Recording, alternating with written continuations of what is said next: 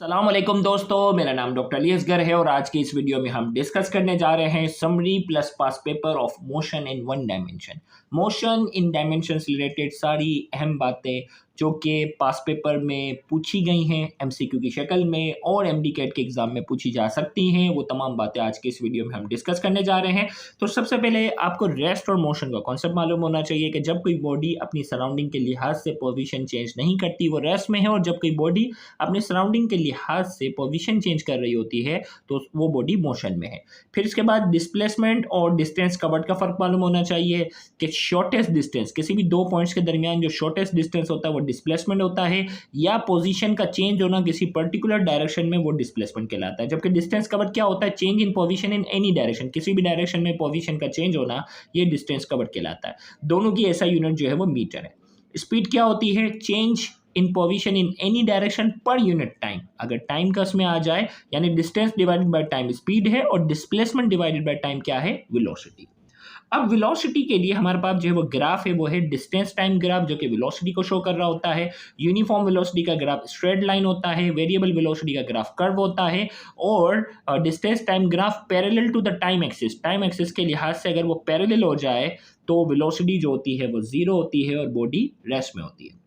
Acceleration क्या है? Rate of change of velocity, time के लिहाज से जो वेलोसिटी में तब्दीली आती है उसे हम कहते हैं एक्सेलरेशन। एक्सेलरेशन के लिए हमारे पास वेलोसिटी टाइम ग्राफ है। अगर velocity time graph straight line है तो यूनिफॉर्म एक्सेलरेशन है, कर्व है तो वेरिएबल एक्सेलरेशन है। और इसी तरीके से यहाँ अगर देखें पॉइंट ए से बी ये स्ट्रेट लाइन है तो पॉजिटिव एक्सेलरेशन है, और बी से सी जो है वो टाइम एक्सिस के पैरेलल है तो जीरो एक्सेलरेशन है, या दूसरे अल्फाज में कहा जाए वेलोसिटी क्या है? यूनिफॉर्म है। और सी से डी ये ग्राफ नीचे की तरफ आ रहा है तो ये नेगेटिव एक्सेलरेशन है, और इस नेगेटिव एक्सेलरेशन को हम रिटार्डेशन भी कहते हैं। फिर न्यूमेरिकल के लिहाज से first equation of motion, second equation of motion, third equation of motion के फॉर्मूला अच्छे से याद होनी चाहिए। और मोशन अंडर ग्रेविटी के लिहाज से अगर मोशन की अगर हम बात करते हैं तो ए की जगह आ जाएंगे जी। तो इससे रिलेटेड न्यूमेरिकल्स जो है वो इसकी प्रैक्टिस आपने जो है वो बहुत ज़रूरी है। तो ये न्यूमेरिकल के लिहाज से फॉर्मूला अच्छे से याद होंगे तो न्यूमेरिकल कर सकेंगे। फिर आपको जो है वो Newton first law of motion, Newton second law of motion और Newton third law of motion, तीनों की स्टेटमेंट मालूम होनी चाहिए, तीनों की एग्जांपल मालूम होनी चाहिए कि Newton first law of motion में कोई भी बॉडी जो है वो रेस्ट में है या यूनिफॉर्म वेलोसिटी के साथ है वो उसी स्टेट में रहेगी जब तक कि उसके ऊपर कोई अनबैलेंस एक्सटर्नल फोर्स अप्लाई ना हो। Newton second law of motion में कहा जा रहा है जब किसी भी ऑब्जेक्ट पर फोर्स अप्लाई की जाती है तो एक्सेलरेशन प्रोड्यूस होती है, और वो एक्सेलरेशन जो होती है वो डायरेक्टली प्रोपोर्शनल फोर्स की होती है, और वो एक्सेलरेशन जो होती है वो इनवर्सली प्रोपोर्शनल क्या होती है? मास की होती है। और फाइनल फॉर्मूला इसका जो ड्राइव होता है वो F इक्वल टू एम है। Newton third law of motion है for every action there is equal and opposite reaction, हर एक्शन का इक्वल और अपोजिट रिएक्शन होता है, उसे Newton third law of motion कहते हैं। फिर टेंशन इन स्ट्रिंग, वैसे पीएमडीसी के सिलेबस में नहीं है लेकिन एहतियातन क्योंकि पूरे चैप्टर के मैंने आपको कहा था कि जो भी चैप्टर है उसके पूरे टॉपिक कवर कर लिया करें। तो tension in string when both body move vertically, जब दोनों बॉडी वर्टिकली मूव करती हैं तो उसकी टेंशन का फॉर्मूला, उसके एक्सेलरेशन का फॉर्मूला, और जब एक बॉडी वर्टिकली मूव कर रही हो और एक बॉडी हॉरिजॉन्टली हो तो इसकी एक्सेलरेशन का फॉर्मूला, उसके टेंशन का फॉर्मूला याद कर लेना। मोमेंटम की हम बात करते हैं यानी लीनियर मोमेंटम की, product of mass and velocity linear momentum है, इसकी यूनिट किलोग्राम मीटर पर सेकंड है, दूसरे अल्फाज में कहा जाए न्यूटन सेकंड। अब इसी तरीके से हमारे पास जो है वो rate of change of linear momentum, rate of change of linear momentum किसके बराबर है? फोर्स के।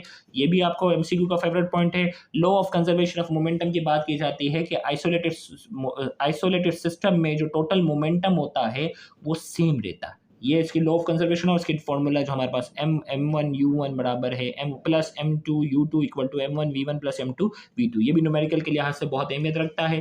फिर इलास्टिक कोलिजन की अगर हम बात करते हैं, elastic and elastic collision, elastic collision वो होता है जिसमें टोटल मोमेंटम और टोटल काइनेटिक एनर्जी जो है वो before and after collision same रहता है, जबकि इलास्टिक कोलिजन में सिर्फ टोटल मोमेंटम सेम रहता है जबकि टोटल काइनेटिक एनर्जी सेम नहीं रहती। फिर इलास्टिक कोलिजन से रिलेटेड जो है, इलास्टिक कोलिजन से रिलेटेड जो हम डेरिवेशन करते हैं final velocities of body after elastic collision, उसमें v1 का फॉर्मूला और v2 का फॉर्मूला आपने अच्छे से याद रखना है, ये पूछा जा सकता है। फिर इसके बाद जो वो केसेस हमारे पास हैं, केस 1 में क्या होता है कि दो बॉडी एक पर्टिकुलर वेलोसिटी के साथ मूव करती हैं और वो इलास्टिकली टकराती हैं, तो फाइनल रिजल्ट आता है two bodies exchange there velocity, दोनों बॉडी अपनी वेलोसिटी को क्या करती हैं? एक्सचेंज करती है। केस 2 में क्या होता है, एक बॉडी रेस्ट में होता है और दूसरी बॉडी जो है वो मूव कर रही होती है, दोनों का मास इक्वल होता है, टकराने के बाद जो बॉडी मूव कर रही होती है वो रेस्ट में आ जाती है, और जो बॉडी कोशिश नहीं कर जो बॉडी मूव कर रही होती है वो रेस्ट में आ जाती है, और जो बॉडी रेस्ट में होती है वो उसी वेलोसिटी के साथ मूव करती है जो मूवमेंट वाली बॉडी की वेलोसिटी थी। केस 3 में क्या होता है कि एक ऑब्जेक्ट जो है, स्मॉलर ऑब्जेक्ट जो होता है वो बहुत ज़्यादा मास वाला ऑब्जेक्ट से जाकर टकराता है जो कि रेस्ट में होता है।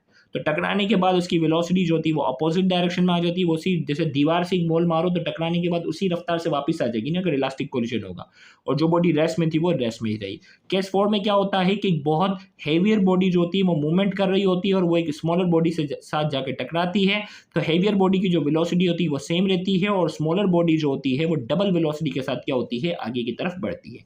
फिर इसके बाद हम बात करते हैं फ्रिक्शन की। हम बात करेंगे फ्रिक्शन हमारे पास दो टाइप्स हैं, स्टैटिक फ्रिक्शन, काइनेटिक फ्रिक्शन।